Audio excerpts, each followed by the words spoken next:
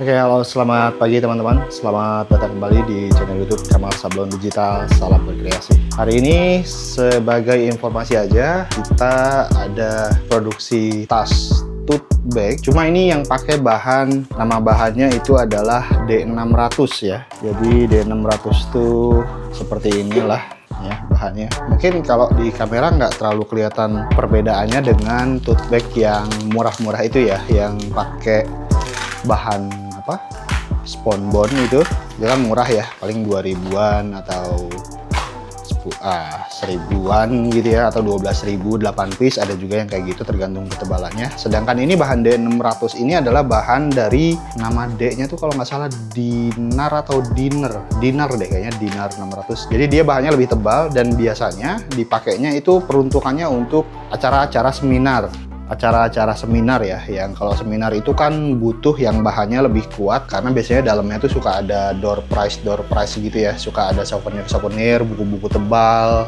terus ada mug, ada apa segala macam, pokoknya yang berat-berat. Bahkan di beberapa instansi mungkin ada pembagian notebook atau laptop gitu ya, jadi ini bahannya harus yang memang kuat. Dan ini contohnya yang udah disablon menggunakan sablon DTF seperti ini. Bagian atasnya ada velcro-nya, tergantung ya, ada yang ada velcro, mungkin juga ada yang sleting, dan bahannya lumayan tebal. Nah, jadi ini kita ada pemesanan sekitar berapa ya? 32 piece, nggak banyak sih, 32 piece. Dan nanti kita akan kasih lihat aja prosesnya seperti apa. Sebenarnya proses secara sederhana sih sama aja sama yang lain, cuma ada beberapa trik yang mungkin nanti bakal gue bagiin ke teman-teman semua. Pokoknya ikutin terus aja video ini sampai selesai. Oke, seperti biasa ya, kita akan menyiapkan printernya dulu. Ini adalah persiapan sebelum produksi, jadi ini bukan maintenance harian ya. Jadi persiapan produksi ini hanya dilakukan pada saat mau produksi, jadi bukan harian. Kalau misalkan hari ini nggak ada produksi, ya udah printernya didiemin aja. Karena kenapa bang, itu nggak takut mampet? Nggak, karena kita udah pakai cairan atau sistem yang namanya elixir. Jadi elixir ini adalah 2 damper tambahan yang diisi dengan cairan elixir. Dia akan menjaga si nozzle check tetap lembab, tetap basah, tapi tidak akan merusak membran head gitu ya. Jadi teman-teman, sekali lagi, tidak disarankan mengisi cairan-cairan yang aneh-aneh. Jadi ini adalah cairan yang paling aman untuk digunakan pada saat printer tidak melakukan produksi. Oke, yang pertama, jadi untuk penggunaan printer DTF Jaka ini, yang harus dilakukan sebelum mulai melakukan produksi adalah menyalakan ink shaker. Nah, yang kalian dengar ini adalah bunyi dari ink shaker. Ink shaker itu pengaduk tinta putih ya. Jadi biarkan dia mengaduk dulu beberapa saat, 2 kali putaran atau 3 kali putaran ya. 1 kali putaran itu hitungannya nyala, mati, itu 1. Kemudian nyala, mati, itu 2. Nah, kayak ini nih mati nih, ini udah 1 berarti ya. Cuma karena ini udah gua nyalain dari tadi, jadi kita akan melakukan proses berikutnya aja. Nah, pada saat printer tidak digunakan, maka yang terpasang adalah elixir. Ini elixirnya udah gue lepas ya. Sekarang kita akan siapkan damper tinta putihnya. Damper tinta putihnya ditaruh di rumah damper. Kita udah siapin juga rumah dampernya di sini. Nah, sekarang kita akan melakukan yang namanya sedot damper.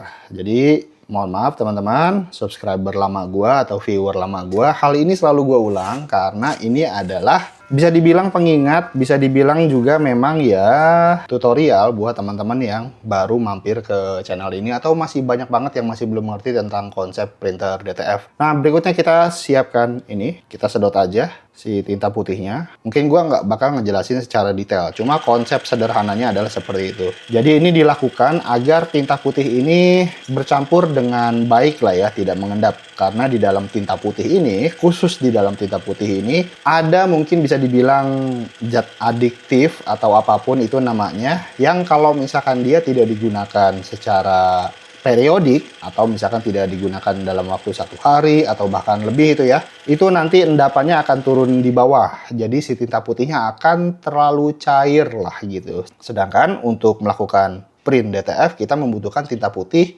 ya tidak terlalu pekat, tidak terlalu padat, tapi tidak terlalu cair juga lah, yang pas-pasan gitu ya. Makanya ini bisa jadi indikasi atau monitoring buat teman-teman ya, bahwa tinta yang terlalu pekat itu belum tentu baik juga untuk print head. Untuk secara hasil mungkin oke lah gitu, tapi untuk print head justru akan memperpendek umur print head. Oh ya, by the way, setelah disedot kita bersihkan bagian bawah dampernya, mulut dampernya bisa menggunakan tisu atau menggunakan cotton bud. Lebih bagus sih pakai cotton bud sebenarnya, karena kalau tisu itu kan ada jenis tisu yang kalau kita pakai digesek-gesek gitu ya, dia bakal hancur gitu tisunya gitu ya, bakal meninggalkan sisa-sisa tisu dan itu bisa berbahaya. Takutnya nanti pada saat dipasang lagi ke tiang nozzle ke dalamnya, dia malah ketinggalan di situ, gitulah pokoknya ya. Oke, ini kita bisa sedot aja 3 kali, boleh. Nah, dalam setiap jeda sedotan ke-1, ke-2, ke-3 boleh dikocok-kocok seperti ini juga, diaduk-aduk dampernya.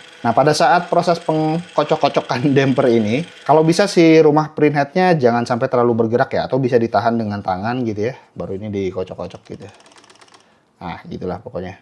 Oke, 3 kali dan selesai.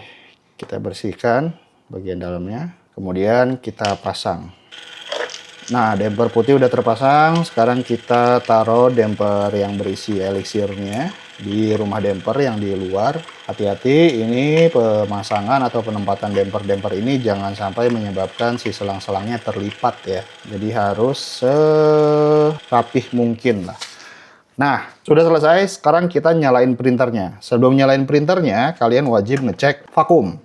Karena vakum ini bisa bongkar pasang ya. Meskipun seharian di toko, tapi kita nggak tahu, mungkin ada semalam ada gempa, ada apa gitu ya. Jadinya ini bergerak. Oke, udah. Sekarang kita akan nyalain aja printernya. Setelah ini kita cleaning, nozzle check, kemudian kita print. Proses cleaning dan nozzle check mungkin nggak akan terlalu gue detailin videonya karena udah sering gue kasih lihat di video-video sebelumnya. Kalian bisa cek aja ya.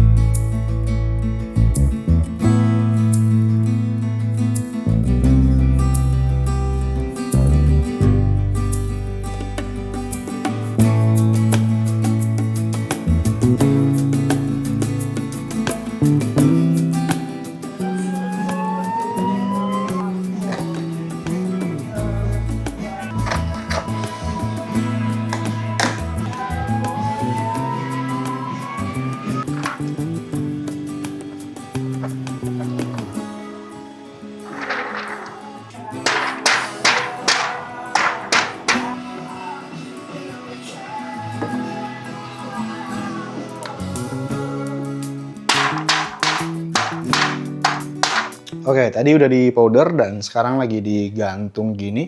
Kalau ditaruh di bawah takutnya nanti kena kotoran, ada semut atau apapun ya. Jadi kalau gue kebiasaan digantung seperti ini. Jadi ini hasil cetakannya dan ini powdernya di belakang. Oke, tahap berikutnya adalah memasukkan si pad film yang udah di print kemudian dikasih powder. Kita masukkan ke dalam oven seperti ini. Jadi tugasnya ini adalah untuk melumerkan si powder atau tepung DTF tadi agar mencair dan berubah menjadi lem. Jadi setelah berubah jadi lem baru dia bisa dipres ke media-media kain ya. Kain atau kaos atau yang lainnya lah.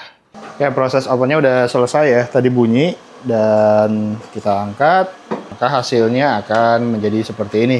Jadi licin. Yang tadinya serbuk dipanaskan dan berubah menjadi lem kayak gini. Kurang lebih kayak gitu gambarannya ya.